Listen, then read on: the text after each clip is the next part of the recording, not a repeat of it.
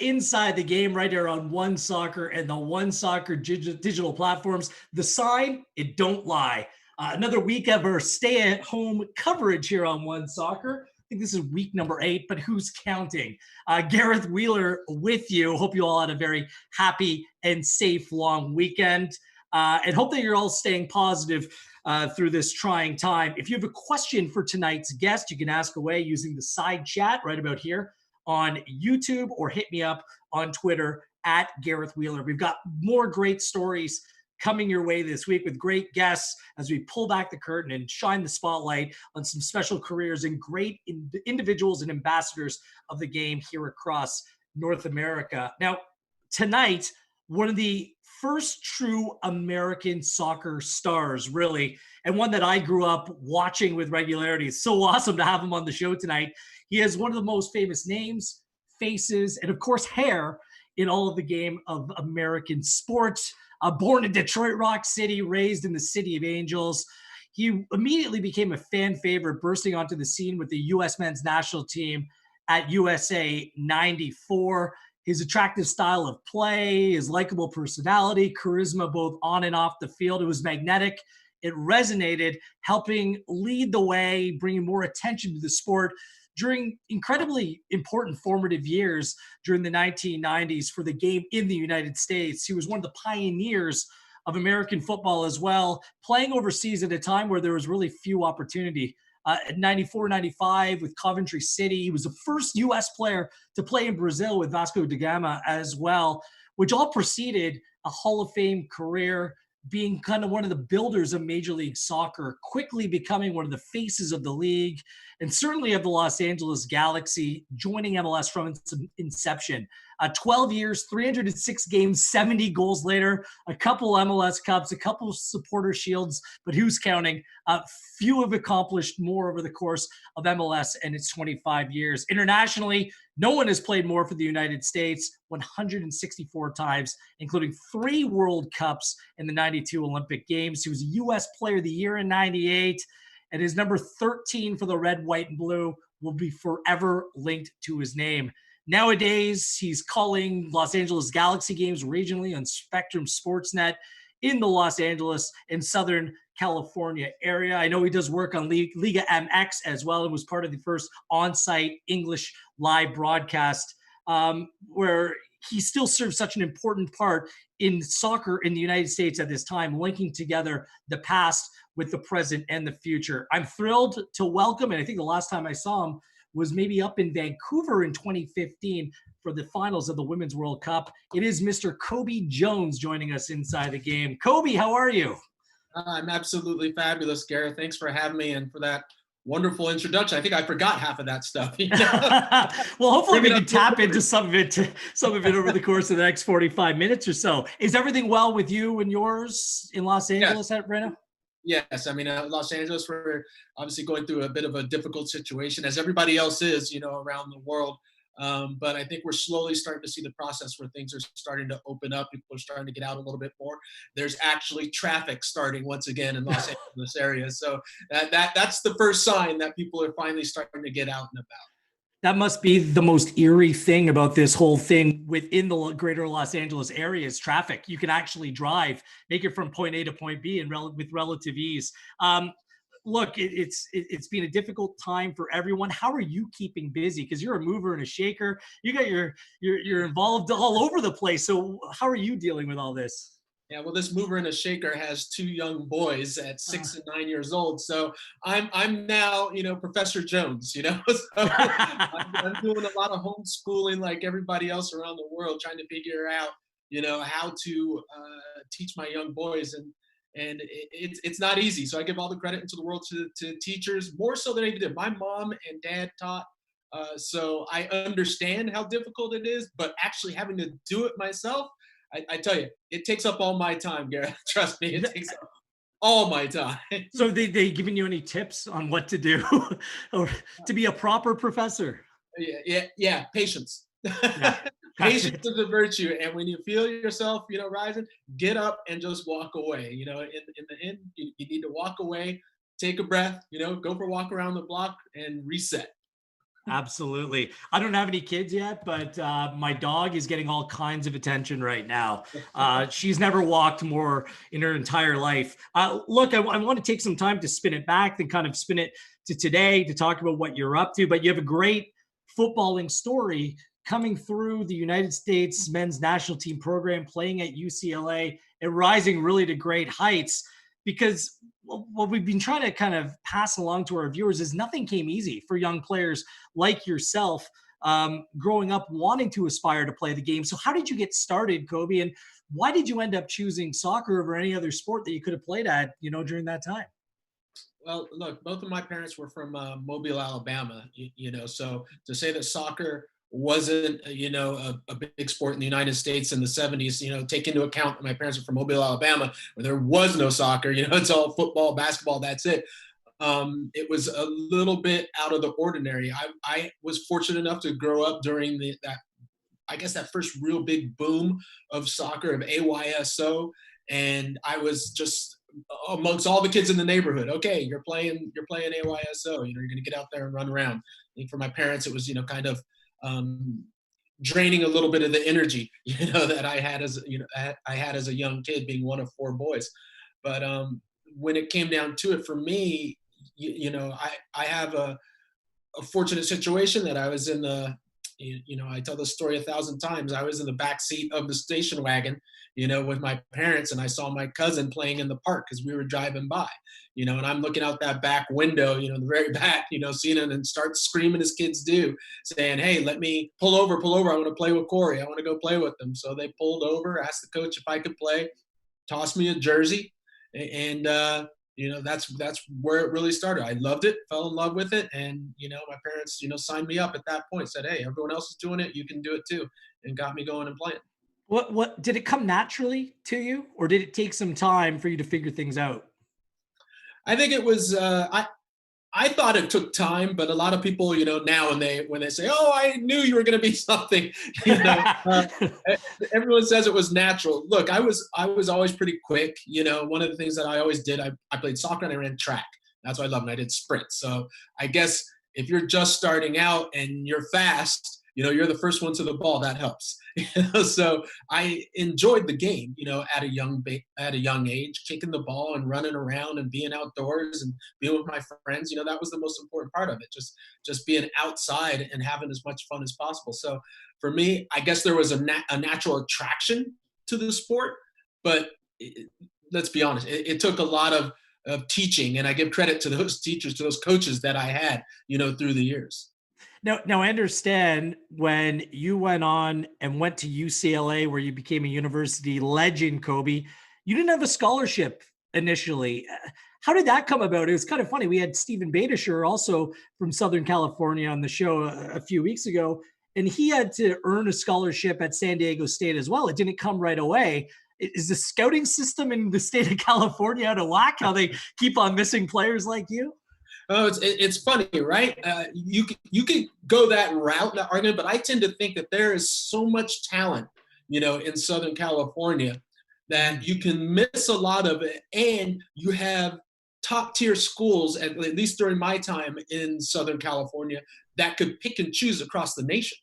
So they would go to the natural places, if it's out back east, or if it was in Indiana somewhere, or in certain places in Southern California, and say, okay, we're going to pick from there. I guess I was lucky, to a degree, that I just happened to take my chances, become a walk-on, and earn my way, onto the team. But when it comes down to it, Southern California at that time had a lot of choice, so I kind of fell through the cracks, and it was, I guess, you're tooting your own horn. I always wanted to play the game. I loved the game. And basically, the choice of my school, of UCLA, was because I could go to a very good school and had a chance to walk on to a team. So that's why I chose UCLA. So it kind of it worked out for me in the end. But it was a lot of hard work, a lot of determination, and a lot of sacrifice, to be quite honest. I know you had all kinds of success at UCLA. Was it a big soccer school at that time, or has it just gradually become one over the years? It was one of the better known because they kind of won the championship in '85. Sigi Schmid was the coach then, and he had been the coach for a while at the time that I was there. It was well known. I didn't know how well known, to be quite honest, but I can remember to this day my class that I came into was considered the number one recruiting class in the country. So I was going up against some top players, to try to earn a spot, being at the time Sam George, Mike Lapper, Tim Gallegos, there was Aaron Muth. There was a lot of legends of that era, and they all went to UCLA. And I was fortunate enough to, work hard and find a way through that group of guys to be noticed eventually to get that starting spot. But there's only one Cobi Jones. I mean, they even recruited Canadians down there. I mean, our very own Carol Lang went down and played for UCLA. He was part of the Canadian women's national team for years. I guess you're kind of fortunate that you still live relatively close to the campus. Beautiful campus, by the way. Are you still involved with the UCLA soccer program to any degree? In some ways, I've done a lot of broadcasting for the Pac-12, so I've done a lot of the UCLA games. So I've been able to see a lot of the talent come up over the last 5-6 years and see them actually go on into MLS or beyond. So you can see the quality, coming through. I love it. I love being close. Obviously, this is home for me, Los Angeles, being close to where I went to college and going through that campus and seeing the transition. Let me tell you something. If you haven't been to UCLA's campus, you're missing out, because I couldn't say that when I was there, but now there's been a huge influx of money, we'll say, to actually beautify the school from before. I spent some time. I was in Los Angeles in December, and I just walked around campus a little bit. I don't know if it's Beverly Hills or Bel Air. It is something special, right? And you see the John Wooden Center. I mean, it was, at least in the mindset of most, predominantly a basketball school. That's why I asked you the question about soccer. Like, I guess that's something that you kind of faced over the course of your career, playing and excelling at this very popular sport globally, but something that often was cast in the shadows of others. Yeah, it was. Look, it's basketball and football. That's what UCLA is predominantly known for. I was fortunate enough when I went there, we won the championship in '90. So I went there from '88 to '92, and we won in the '90 championship. And that was something spectacular that actually brought a little bit more notoriety to UCLA and kind of built the soccer culture and the soccer lore that has turned UCLA into what it is to this day. But, as you say, it was a soccer, as I told you, it was a football school and a basketball school, especially the football. It's interesting. All my years at UCLA, I don't think I went. I think I went to one game. One game, because there's at the same time. It happens. Yeah. So busy doing all the other things. So much to do in Los Angeles and at UCLA. It's so funny because I played university soccer here north of the border. Same thing. I think I went to one football game. It was a random weekend where we had a bye or we didn't play for some awkward reason. So I didn't get to share that football experience. So we had our own little thing going on, which I was completely okay with. That's the sacrifice right there. It was worth it. And clearly it was worth it, not only for you, but your country as well. Was it based upon your success with UCLA that you were called into the U.S. men's national team program at that time? Because typically the way things work today, you get associated with club football, you come through an academy, or you play with your state, your country from a very young age. When did you start off with the U.S. national team program? Oh, wow. My first look at a national team player was in college. At the youth level, I was, cut from every district team. I never made it past the district level. Really? Why is that? They didn't think I was good enough. Now I was in front of the right people. I went to those camps and, those tryouts, but I was cut every single time. And that's kind of the story of my life. It's always the recruiters or the scouts or whatever you want to call it, always tend to think, we're not sure about him. But I end up fighting and finding a way through because, as I said, at the youth level, it wasn't there. High school, I had for CIF, the all CIF team, I heard one of the coaches said he's the worst player I've ever seen. At the college level, I recruited nowhere, had to walk on at UCLA. You go to beyond UCLA, kind of going into what you're asking. I was fortunate enough, and this is where I give Sigi credit, because of my success at UCLA, I got to go into some of the Olympic festivals, and that's where you're kind of trying out for the Olympic team, where you have the North, East, West, South, and you all play each other, and the Olympic coach is there, and he picks players. I made the Olympic team a couple times, but I was cut twice too. I was cut on that team until finally the year before the Olympics, I was finally put on the first team and made it to the Olympics. Probably like 4 months before the Olympics started. Yeah. Go ahead. Did you use that as inspiration, being rejected so many times, or was it something that you improved upon at that time that brought you into the mix? No, I used it as inspiration, and I am fortunate to say there's more than one way to get to the top, or to get to where you want to be. I'm an example and I'll say this just for myself, I'm an example for those that maybe take that odd route. Like When I went to UCLA and I was in that top recruiting class, when I made the team, there were only, there was 5 players, and I was kind of like the odd man out. So I was set up with just regular students. So all my friends were just regular students at UCLA, where I look back on now and I say, that was absolutely fantastic. So I had different views of college life than some of my teammates that was just soccer, only soccer, that's it. And a lot of those guys burn out. A lot of those guys burn out within the first year. So I look at different ways of going about where you want to get as being very important. And for me, I took a different route, getting to the Olympic team. Now, getting cut and it being a hard way, yeah, it's difficult, but you've got to find ways to kind of lift yourself up.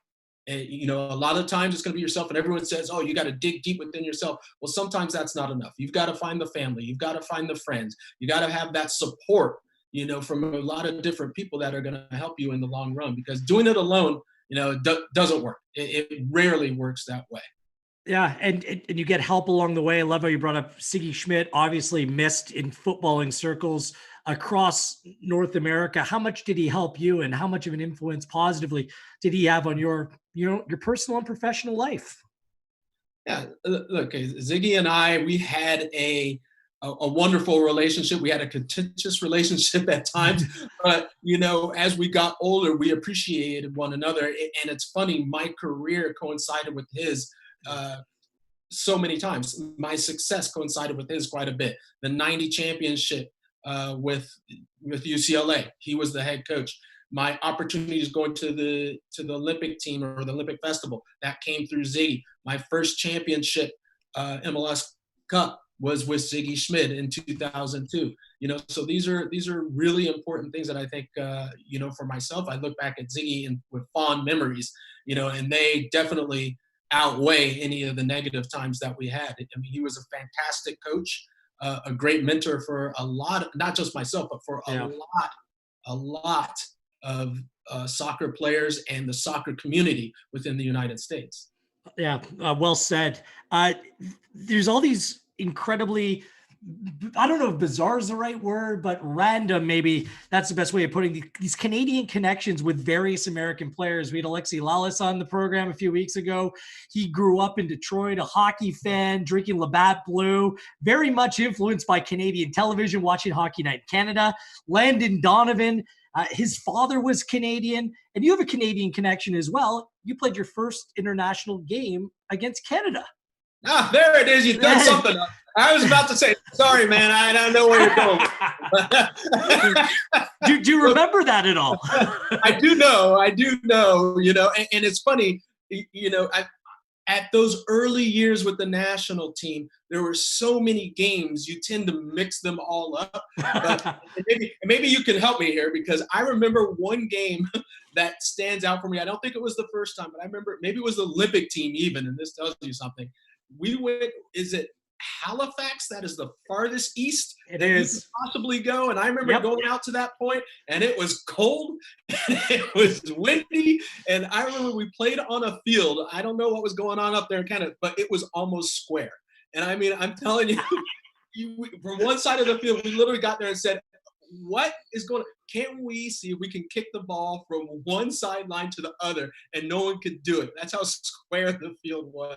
But it was still, it sticks out for me as my Canadian memory more than anything else. It was just a fantastic time. You're trying to create home field advantage, right? It's the charm of the East Coast. And it also kind of prepared you for what the weather would be like when you moved to Coventry a little bit later on, a few years later, right? Oh, yeah. Yeah, that was a definite a precursor to my Cubs City times.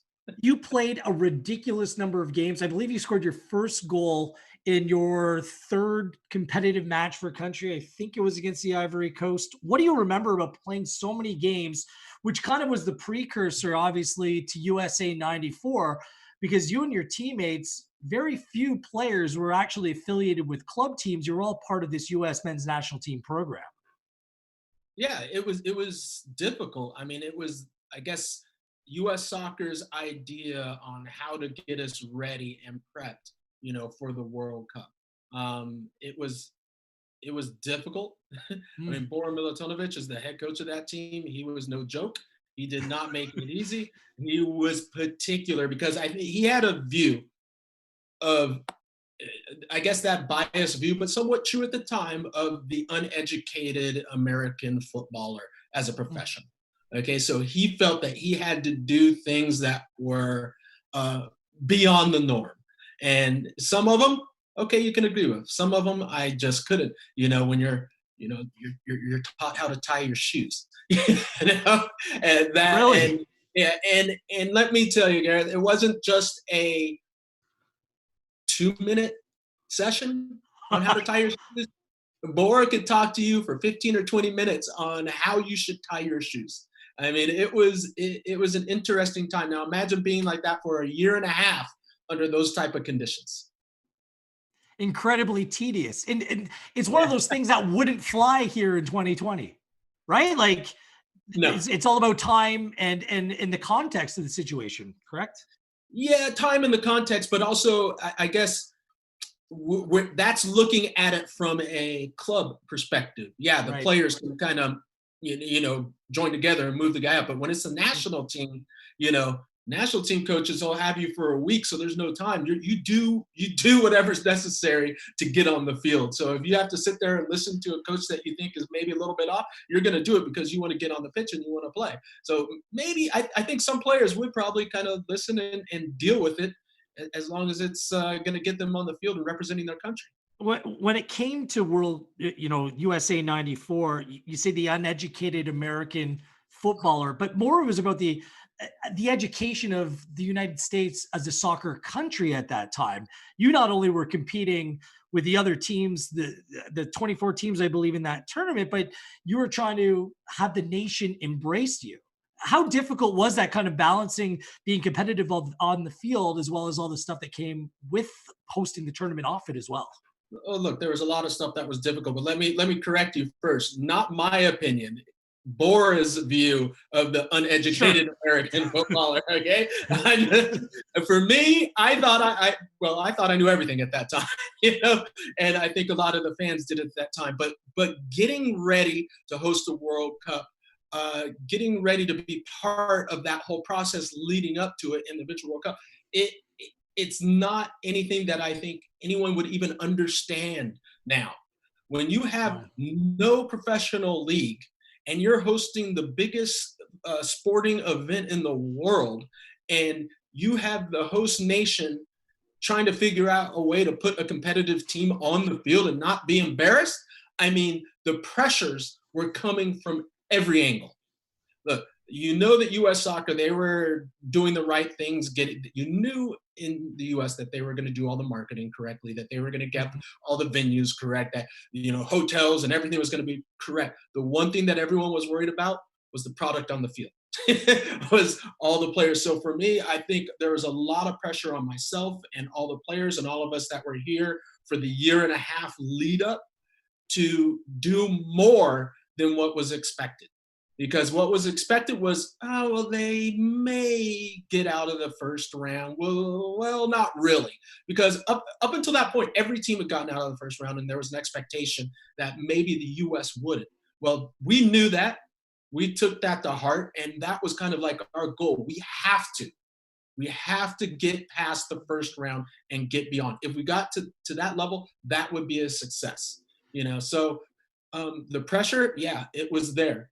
I mean, that's why I guess you were willing to accept any advice, any criticism, anything that was hurled your way to make sure that you were prepped and ready, you know, to be able to participate, you know, be a participant on this team and reach that goal. The entire tournament was full of pomp and circumstance. It was a great show, honestly. Diana Ross penalties, Bill Clinton, like celebrities were all around. I know you're an LA guy, but was there a moment where you're like, wow, we have arrived. People know who we are. This is for real. Yeah, you know, funny enough, it wasn't in Los Angeles for me. Really? It was in Las Vegas at the draw.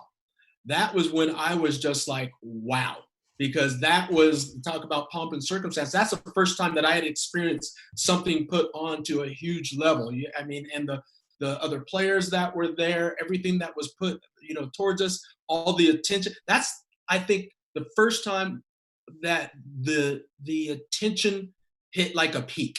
Because the build-up, yeah, we got a lot of attention and there were sponsors and people coming around all the time. But once the draw came, boom, that was like a big moment where I was like, whoa, this is what it's all about. This is from this California kid that was just playing soccer for fun, you know, and take a look at this, the World Cup. You know, this is something special. And that's where it kind of hit me. And then, yeah, leading up to, you know, making the team, that was a big moment. And then leading up to the cup itself, I mean, geez, I think about it every time, and I try to think, this is funny, I try to think of different moments that kind of symbolize how big this was, but one always stands out. It's not the most glamorous, but it was during the World Cup, right before, you know, the first games, and I remember us training down in Mission Viejo, and we were all at the hotel now, staying together, and it was the first day that we were taking the bus from the hotel to our training site in Mission Viejo.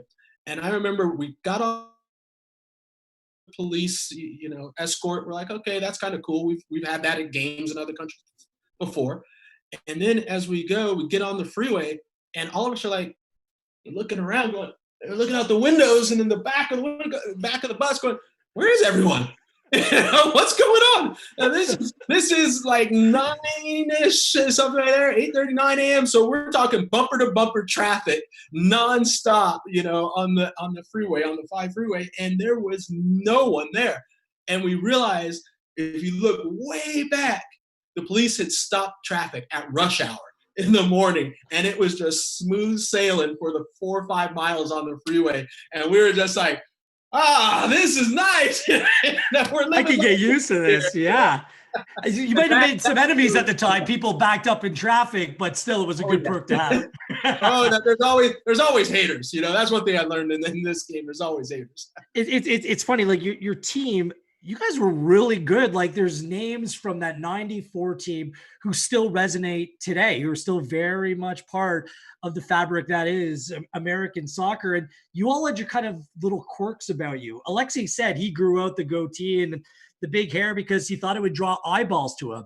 Your hair over the years, it's iconic. If I could grow hair like I would, Cobi, it's a beautiful head of hair. But did you grow it out intentionally? Did you understand that would just resonate with people because maybe it was a little bit different? Like Valderrama had the fro, and we've seen players over the years. Fellaini, obviously, with his big hair. But you were recognizable much more because of your hair.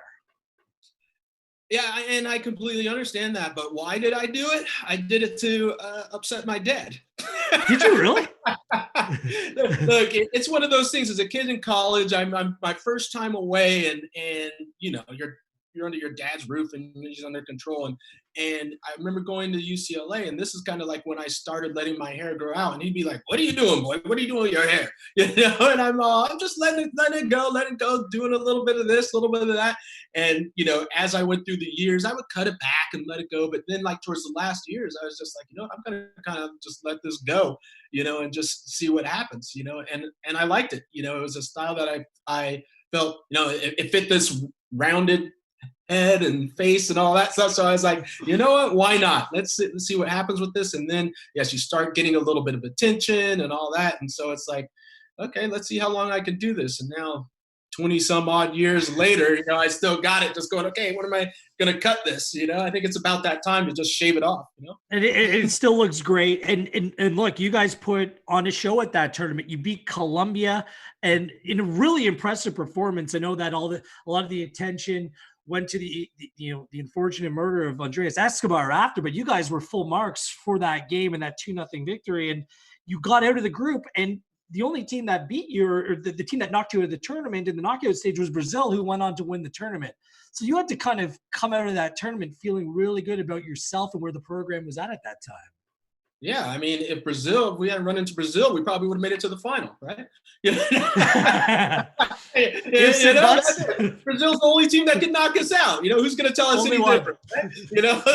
So we felt very good, by the end result. And the thing that was important to us, as I mentioned earlier, was getting out of the group. But then it's a funny thing about life, right? Once you achieve one goal, all of a sudden, boom, you set another goal. So after we had made it through the group, it was all about, can we have a good performance against Brazil? Can we sneak something by? Look, we knew that there has to be a bit of realism. We were not going to beat Brazil by holding control of the ball and outplaying them in soccer. No. That wasn't it. So it was about, can we absorb the attack? Can we catch them on the counter at some point and do something spectacular? Now, it might not have been the prettiest game, for us, but to shut down a team of, you talk about some iconic figures on the U.S. team. Look at that Brazilian team talking about iconic figures when you got the likes of Dunga, Romario, Bebeto, all these top stars. We were trying to shut them down, make it a little bit ugly, go out on the counter and get a goal and see if we could sneak one by. And we held them off for quite some time. Just unfortunately, we gave up the goal with like about 15 left to play. And, in the end, we lost 1-0 in front of a largely pro-American crowd up at Stanford Stadium. So I think in every aspect of it, we came out in a very positive light. The fans were impressed. The fans enjoyed themselves. So it was a great experience all the way around. What do you think that tournament had a bigger positive influence on? Was it the play on the field, the development of players in the American system, or was it the fanfare that it brought, opening up the door to establish Major League Soccer as a top flight professional league? I would love to say that it was the players on the field and the development, but that's a longer process. That might have been a spark, for that. But what really was the most important and the biggest component that comes out of all of this was the fans. I think we captured the hearts and minds of not just thousands, hundreds of thousands of people during that World Cup, and that kind of led into MLS being where it is today. It allowed the U.S. national team to grow and become what it is today. Because as you said, it's still in the minds of people today. When they talk about U.S. soccer, they will still name you. They might throw my name out, Alexi Lala's name out, and a lot of players from that era because it was so impactful on everyone's psyche, and that's important where you can be 25 years off and people still say, yeah, I remember where I was. I remember that game. I was there. I loved being a part of that. I'll say this. It was because you guys played well, but your team was exceptionally likable and memorable as well. That's why I wonder, a lot has changed, and it will be 32 years. It's incredible to say, between World Cups. So sorry, Cobi, you still you barely look 32. Between World Cup staged in the United States, obviously with 2026 coming. So how different will it be? Obviously, there'll be an expanded field, but just in terms of the knowledge, the fanfare, what that tournament would be, can you compare what it was like in 94 to what we're looking ahead to in 2026? We can always compare. I think it's two completely different animals because I think there's a certain expectation now on the field and off the field, right? I mean, look at this next World Cup. Everyone's expecting it to be bigger and bolder than anything that has ever happened before within the World Cup, right? I mean, that's just the nature of it. It's U.S., Canada, Mexico. We're making this into this I can't even imagine what to say. I mean, it's a conglomerate of countries hosting, the World Cup. With that comes a lot of expectations of how this is going to blow everything else out of the water. In turn, on the field, as far as the U.S. is concerned, there's a lot of expectations because of the success in the past of teams and players that, let's be honest, for the U.S. now, just getting out the group isn't good enough anymore. So let alone not going to the World Cup as it happened previously, which is a disaster. But this next World Cup, the one beyond, the one where we're hosting, there has to be, I guess, steps beyond. We don't want to just get out of the group. We want to get out of the group. We want to start saying, okay, we're beyond the quarterfinals. Can we make it to the semis? Can we have a little bit of a, I don't even know. I don't want to say it out loud because I'll jinx it. But can we have the door of the final? Can we US? Can we walk in that door? Yeah, and look, we can bring up the 2002 World Cup where you featured prominently. Rafa Marquez came through you in a 2-0 victory. I want to get into that in a moment, but if you guys beat Germany in the quarterfinals, you would have played South Korea in the semifinals, and the door would have been right open for, kind of a fairy tale run to the World Cup final. You must think about that from time to time, because Torsten Frings handballed it off the line, and that's kind of what denied you. You need some luck, you need some skill, you need a little bit of everything, but certainly hosting a World Cup would play in your favor. Yeah, you need a good referee too, right? I mean, how do you not see that one? I mean, we can complain, and people forget in that time during that match, as the handball, and it wasn't just a handball off the line. The ball was in the net too. It was literally like hand back, handball, throw it out of the net. Oh, no goal. Are you kidding me? That would have tied it up. But we were also dominating the match. That's the interesting thing. For that last 15, 20 minutes, we were pushing the pace of the game, had Germany on their heels. When can a U.S. team say that? That we had Germany on their heels during the match. Now, what's important, if you look at that time, for those that forgot, some of the players from Germany even admitted, they said if that game had gone another 20 minutes, we would have been in big trouble. So that tells you the quality of that game. And so, yeah, as you can tell, yes, I do think about that quite a bit. Every time the World Cup comes, that we may have gone forward a little bit more. But you know what? It's sports, and as you mentioned, you need quite a bit of luck. You need luck on your side to really. I think every team that wins a World Cup final needs a little bit of luck on their side. What's incredible is that tournament also brought one of the most famous United States men's national team victories, 2-0 over Mexico at a World Cup. And I mentioned Rafa Marquez came through, he was sent off. Both his foot and his head came up, hit you right in the jaw. I know that the commentator at the time said that it was frustration on the part of a player, a very good player who over the course of his career got into mix-ups with multiple players, both in Major League Soccer and beyond. Did he say anything to you at the time? Did he say anything to you after? Like, how did it play out from a personal perspective? From a personal perspective, it's interesting. He didn't say anything at the time. I haven't heard, anything since. Still waiting for the apology.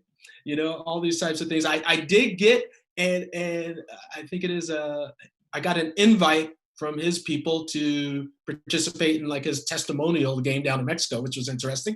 But I couldn't make it, unfortunately. But maybe that was a sign of, oh, I'm sorry, please come down and, be part of my testimonial. But, personally, I think it's interesting. Yeah, we haven't really spoken. We haven't been around each other that much, to be quite honest, but, Sure. We haven't spoken about it at all. I mean, interesting. It's just one of those kind of subtexts in what was an incredible international career for you. Does it stick with you? Like, are you actually surprised that no one's played more games than you for country? 164 games for the United States. You played a lot of games with the U.S. men's national team program, but I think Michael Bradley might be the closest. 13 games, though, that's a lot for any player to catch up to you. I mean, do you think that mark is pretty Teflon, or based on the players coming through younger and younger, you think you'll relinquish that at some point? I think I will. I think Michael Bradley will probably pass it. And, he's a quality player, and he seems to be in the national team, quite a bit. So I expect, I mean, I know he just had a big injury, so we'll see how that comes about, but I expect him to be the one that would probably pass me. What I see as far as younger players, it's interesting because the players are starting younger, but if you're a younger player that's that good getting called into the national team, you're usually called, or I should say, you're usually on a club team that's probably not going to release you for a lot of the friendly matches. So that's kind of changed, over the years. So at the very least, I expect myself to be one or two over the next, 5 to 10 years. How's that? I think it's going to be tough to beat because even these young players, there's more volume in terms of good young players, and coaches are changing like that. They have their own impressions, their own mind of how they want to play and who they want to include. But that's a lot of games, Cobi. And you got to look back. 1998, I know there was World Cup disappointment. You were the U.S. Player of the Year that year. I mean, how do you look back on your time with the U.S. men's national team? Do you look at yourself as being one of those pioneers that kind of laid the groundwork for what these players today are benefiting from? I do, because people keep telling me that. I just figure that I was a player that was trying to do my best and having a good time while I was out there. I wanted to compete, and that's one of the biggest things for me. I love competition. That's what it was all about, and I loved winning. So every little thing, guys will tell you from that national team when you talk to them. It could be anything from flipping a water bottle or to, who's going to get off the bus first or something like that. I would always be up for a competition. And you find most players at that level are usually very competitive. That's what it's all about. As far as being a pioneer or along those lines, I didn't realize it when I was younger. As I said, I realize it more as people are talking to me now. And I do appreciate, especially for people in the African-American community, the Black community, when they say, hey, I looked up to you back in the day because I saw no other Black players really playing the game. That stands out for me. And that's where I feel proud that I was able to be out there, to play well, and I think hold myself in somewhat high regard, where I came off in a good way. Universally so. I mean, that's undeniable. And it wasn't just in the United States, it was abroad as well. The World Cup brought you an opportunity. I believe it was after that you joined Coventry City in the Premier League at that time. You played 24 games over the course of one season, playing with players like Dion Dublin in your team and Mickey Quinn. Like, what was that experience like for you? And when you look back, you were so popular there at that time. Do you wish that you maybe stayed a little bit longer? I would have liked to, but as you know, it's like coaching changes all the time. It was very difficult for me going from, as a kid, grew up in Los Angeles, down to Mission Viejo, for the national team, for the World Cup. And then right after that, where do I go? I go to Coventry City, in England. It's very different in Coventry City than Los Angeles, or Southern California. So that was a big transition period. And the team that I was on with Phil Neal and Mick Brown as the coaches, it was a interesting style of play. It was very much long ball out of the back and you just run and chase. And I had come from where I was a winger that liked to play in the midfield. I didn't have much of a whole lot of the ball. Let's just say that my neck was hurting a lot just going like this, a lot of the time, just seeing it go over the top, back and forth. But the experience was one of a kind.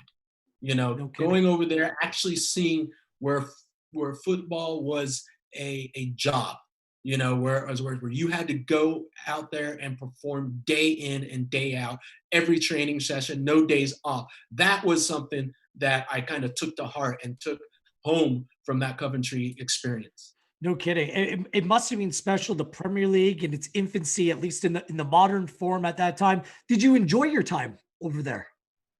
Yes, I did. I enjoyed this. I enjoyed the living over there and the soccer over there. I'm a big person that loves different cultures and different societies. I love to travel. So for me, being able to live in another country for a bit and experience it, not just in a hotel, but actually live there, that was fantastic for me. And the soccer was something else. And seeing the team atmosphere on an English Premier League side, that was great too. After that, you became the first American player to play in Brazil for Vasco da Gama, a legendary club in its own right. How did that move come about? Agents, man, you know that. It goes from, well, But after, did you want to pursue a move to Brazil? Because typically, once you're in Europe, you generally stay there or you come back home. well, there's something that's getting lost here. It's it's an important piece that after the 94 World Cup, the league was supposed to start right after the World Cup, but it didn't. It got put off for 2 years. And during that 2 year time, there were the national team players were going to be the key components of every team. And so during that break of where they pushed it off for the 2 years, you had to find places to go. So like I was went to Coventry City, and then after that, I had basically like what, a half 6 months, 7 months where I needed to be someplace or play. So that's where until MLS started, and that's when I went down to Brazil. So it was by design that that would kind of be the buffer. I mean, what did you learn in that experience? Because you want to talk about professional and that's your life, the intensity about it all. I mean, that's another level going down to play in Brazil. Yeah, it's another level, but it's also very different. It was actually much more relaxed than Was it anything that really? I experienced in England. Yeah, I mean, I was at Vasco de Gama, that's in Rio. I was living on Copacabana Beach. It was very interesting that, you know, the car that was supposed to come for me, I'm just like, they'll tell me, yeah, the car will be there at 8 a.m. for training to get you there at 8:45. You know, I'm sitting down there at 8 a.m. The car shows up at like 9:30. I'm like, what's going on here? You know, there'd be other times where I would get in the car and go to the stadium and they'd be like, oh no, it's afternoon practice today. You know, so there's a lot of miscommunication, you know, I guess that was going on at that time, but you know, it's what you have to do. And that's part of I guess, the part of the difficulties of being an American player at that time when you're on your own and you only have, you know, managers and agents and stuff can only stay with you for so long. And if you're not Sure. speaking the language, a lot gets lost in translation. If plans change, people tend to forget to call the person that, you know, doesn't speak the language at all, just assuming that you know it, you know, so it was pretty crazy down there. Cobi, we have about 10, 50 minutes left. And obviously, you are an MLS legend. You were one of the first players in the league. You were part of the inception as we just celebrated MLS 25 this year. Was it a no brainer to be part of Major League Soccer upon its birth? Or were there other offers potentially to move elsewhere that you were open and willing to pursue at that time? There were other offers. There was the talk of going to Japan. There was the talk of Mexico. Um, but for me, you know, part of my whole deal, remember, I was, and it's funny to say this, but at the time I was a young 24, 25 years old at that time, but that's like over the hill nowadays. But then I was trying to decide, okay, I had always planned to come back and play in the United States. You know, that was the game plan, and that was the game plan for a lot of those national team players. And yes, there's other offers. A lot of the players had other offers, but the goal was, and part of the deal was, say, after this World Cup, come help start the MLS, help start this league, be that pioneer that we're talking about, and help us get this off the ground. And I would say it's been a success, you know, at this point. But He, I must say, though, oh, go ahead. no, no, go ahead. Finish your thought. I was going to say the decision on where to go. Now that was a little interesting as far as the questions of if it was the right choice, because a lot of players, and I mean for a lot of players, not for myself, a lot of players were given that opportunity to go to Los Angeles, and a lot of players said no. I know for a fact a couple of those national team players said no. LA, it's not good for soccer. They didn't want to be a part of Los Angeles. But when finally came to me, because I wasn't one of the senior players on the team. I was a young kid on the Sure. team, and they said, "Would you go to LA?" I'm there. I'm home. I'm on it. I love it. I'm there 100%. Doesn't that seem crazy now? Because where do all the players want to play now? It's in Los Angeles. That's It it. just seems absolutely insane that players would turn down that opportunity. But yeah, but that's how different it was, and just the knowledge of the game as far as what's gonna work or not. People did not know. It was still untested waters, you know, at that time. For me, it was fortunate. It was a love for my home city. my love for Los Angeles, that I was like, yes, I want to come back. I want to be part of Los Angeles, and for me, yes, the right choice. And it made, a whole lot of things, went just right for Los Angeles to be what it is today. Guillermo wants to know, how close were you to actually joining a Mexican club? Very close. There was quite a bit, even before the talk of going to England. It was about going down to a team in Mexico. There had been a lot of talk about Pachuca, being one of the teams, about going down there. It's interesting because at that time, it's not just your agent that you're dealing with. You're also dealing with U.S. Soccer, and there's a lot of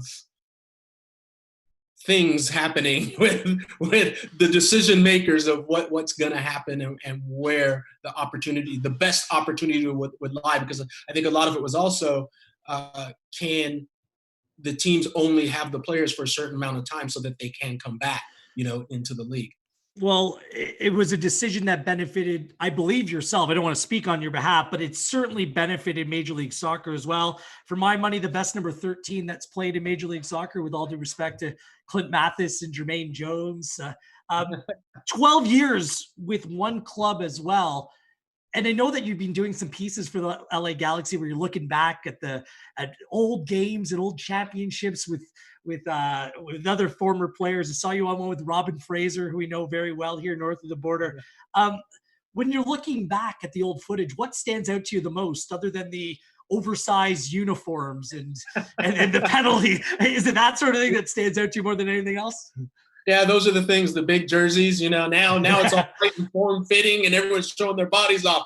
I was like, why can't I just show mine off back in the day? Now I'm getting old and everything. But yeah, just the uniforms are so different. The shoes, not quite as colorful as they are nowadays. That's one of the things that, of course, the I guess the shootouts, no ties, the shootouts at the end of the games, that was always a very interesting time, having to train for that part and that potential part of the game.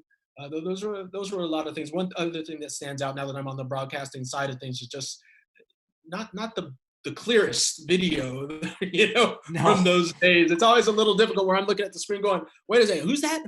Who did I pass to over there? I can't remember.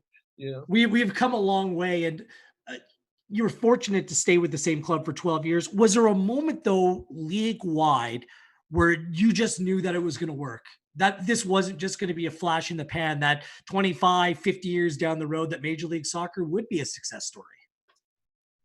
Yeah, funny enough, I think it was when the stadium was built in Los Angeles, when it was, Bill and Schutz had decided to build the stadium. Because once you build a stadium to that degree, you're not going to let it fail. And Mr. Anschutz is being dedicated to the sport, taking on multiple teams to make sure that the sport survives. Tim Leiweke was a big part of it too. I remember we were going to the ranch out in Colorado. Mr. Anschutz's ranch is where usually the championship teams go, and you visit the teams. And I remember we went out there when he had just acquired the Galaxy, and he asked us, what we thought. Is he had some renderings, of the stadium, and we're sitting down and looking at this, and it was absolutely fabulous. Just going like, wow, how much is this thing? And don't quote me on the numbers. The numbers will be off a little bit, but I think it was like 60, something like that. I don't know the exact number, but it was an open stadium, open bowl, no roof on it. And I remember Mr. Anschutz just going, what do you think? Should there be a roof on this? And I was like, yes, there needs to be a roof, because it holds in the sound. It gives it more of an atmosphere. It helps the players. It helps the fans. This is what you want if you want to start the process of just really getting the energy and the vibe up. And I remember him asking, I believe it was Tim, how much that would cost, and some outrageous number, like 20 million was thrown out. And you could see right there, I even think he said after that, he's like, let's do it. Let's do it. Let's look into this and let's get it done. So that's when I knew that it wasn't about the money for him, because who wants to say, oh yeah, I'm just going to throw out another 10, 15, 20 million. It was about getting it right, making sure it was a success, and giving the sport the opportunity to succeed. And he was willing to take on teams, and he was willing to dump a bunch of money into that stadium. And when that, I still remember when Lightweight had me down and I put the shovel in the ground that it was actually going to start. Amazing. Absolutely amazing. It was here to stay. It's worked for MLS. It worked for the Galaxy as well. Your club, and you're the OG. You were there from day one. Is become one of the top clubs in North American football. You won in the MLS Cup for the first time in 2002 after a couple previous disappointments. Win it again in 2005. Then it kind of came the Club of Galacticos really in Major League Soccer with Beckham and Donovan and Robbie Keane and Zlatan. When you think of all the players that have come through the doors of the LA Galaxy, I mean, is there one that stands above the rest who you either played with or covered that you're like, wow, this player is playing for my club, the Los Angeles Galaxy? No. Sorry, I mean, they're quality players. Yeah, I think they're all fantastic players, legends in the game. But, I've always been a big proponent, for the Galaxy to be recognized for the team, for the name, the Galaxy, not for one said individual. I'm a proponent that you could have 11 regular players that are quality players, and you start playing and you start winning and you start winning championships. Guess what? Those 11 players will become stars. So for me, it was always about just the team in itself, the Galaxy name, the logo, whatever you want to call it. That was the most important. For the players that came in, yes, legendary, and Zlatan and Chicharito in there now, and Beckham, of course. You had to say one that brought a lot of attention. Yes, Beckham, to this day, I think brings more attention than anyone else because he came as he was a global brand. And you have that's definitely going to bring a lot of attention to the club. Now, on the broadcasting point of view, you're broadcasting one of the most entertaining teams in the league. They've conceded a lot of goals, but they score a lot of goals as well. But now that LAFC is around, they're the new kids on the block. It must be fun to call El Tráfico matches, be part of that experience. Is LA still a Galaxy town at its roots, or is this new kid on the block pushing the big boy that's been there for quite some time? Well, I think LAFC, just with the splash that they've come out with, and it's the shiny new club, of course, everyone wants to see, what they're all about. For me, Galaxy is synonymous with Los Angeles. Now, LAFC has done a fantastic job in coming in and getting some great games, a great stadium, all these things that you want. I think it's probably the best thing that could happen for Los Angeles because it brings, a rivalry back in there. Because let's be honest, the rivalry before it was Chivas was never really much of a rivalry. The Galaxy dominated consistently. Now this seems to be much more of an on-par rivalry. And look, it couldn't have started out any better, where it's just made it go down into a legendary status where you won't just see these initial games of El Tráfico on soccer history for greatest rivalries. You'll see it on just regular sports commentary about how it started out, the first games, the return matches. It's exceptional. So yes, LAFC, they're knocking on the door. They're knocking on the door. But you know what?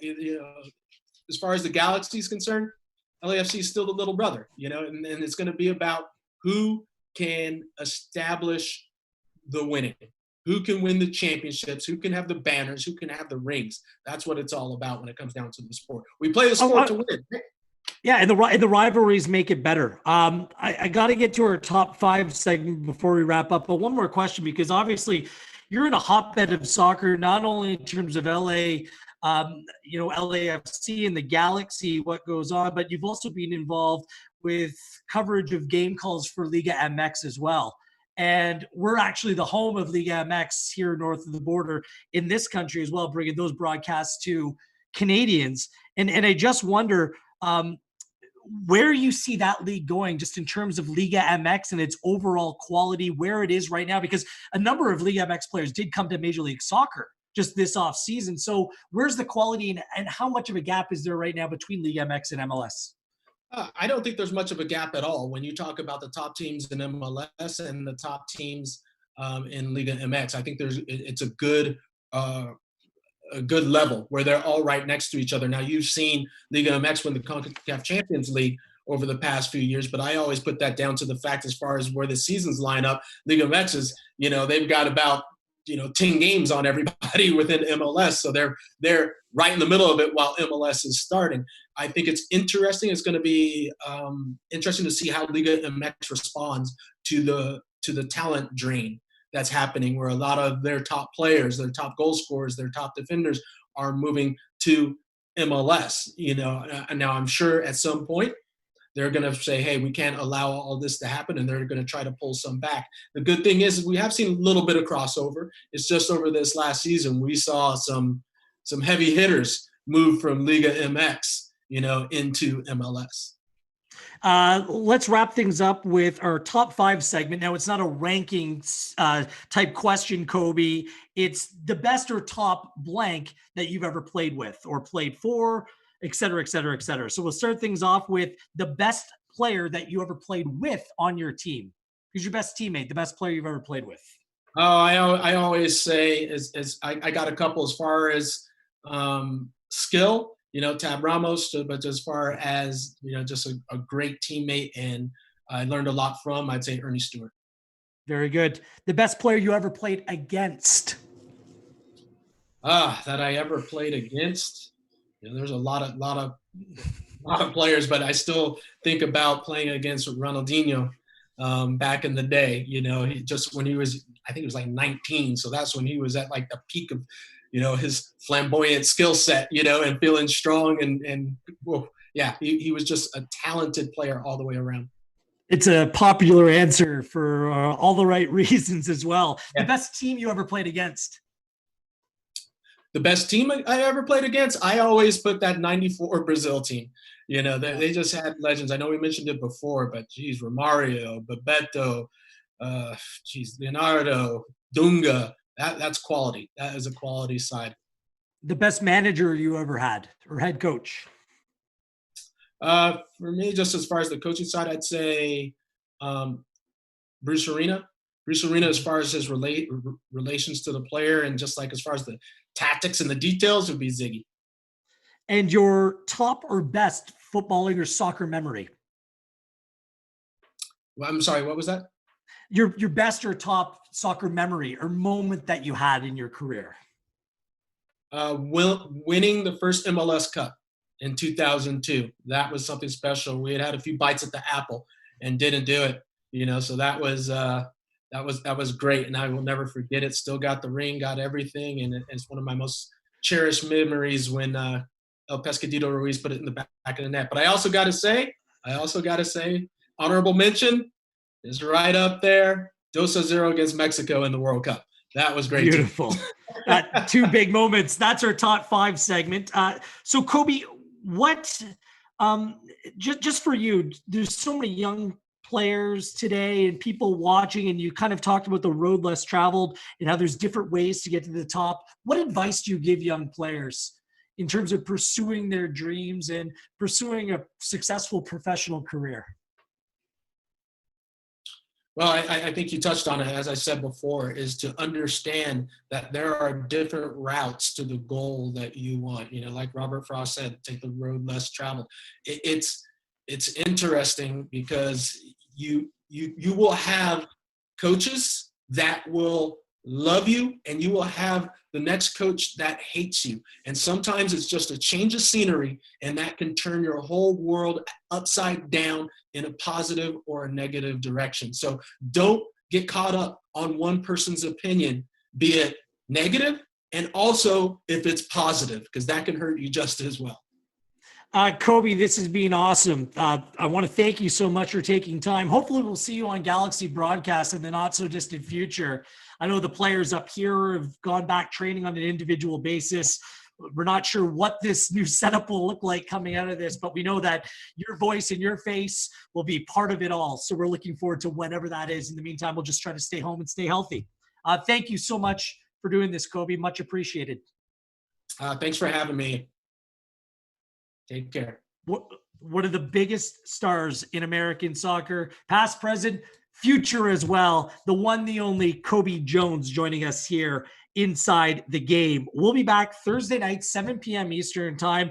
Daniil Henry, the Canadian men's national team player, he actually played in the first soccer game back. He's playing in Korea and in South Korea right now, what that experience was like and why he decided to make the move from the Vancouver Whitecaps over to South Korea this past off season. Daniil Henry will check into the program later on this week. In the meantime, subscribe to us on YouTube, like our content, spread the word as we continue to inform and hopefully entertain you as you stay home during this global pandemic. I want to thank David. I want to thank Cobi, Carrie for helping us out here tonight as well, Armin and Kurt. And on behalf of everyone here at One Soccer, I am Gareth Wheeler, reminding you to stay home and stay safe.